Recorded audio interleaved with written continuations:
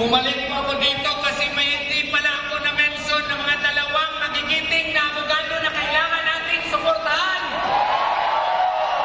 Suportahan natin si Congressman Dante Marcoleta. Isang matapang na abogado, magaling na abogado, at kapatid natin na Iglesia ni Cristo. Suportahan si Congressman Dante Marcoleta. Suportahan din natin si Atty. Vic Rodriguez. Siya ay nakatulong natin sa Senado.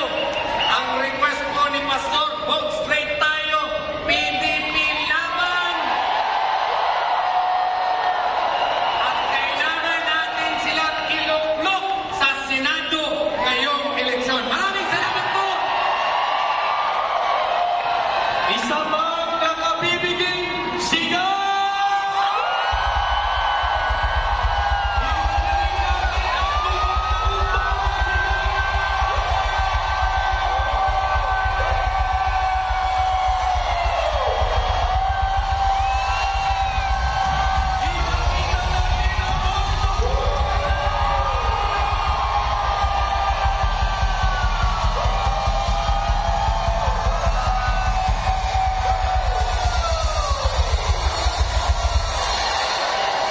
Grabe ang mensahe ni Pastor Apollo C. Quiboloy.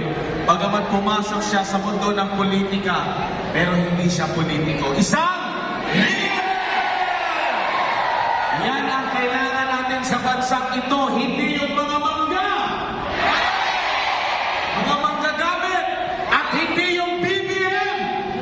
Budol-budol man! Nagkaroon din ng rally doon sa Norte. Actually, nung pinakinggan ko konti, in-stop ko. Alam mo, ang kanilang pag-deliver ng speech, puro po hatred.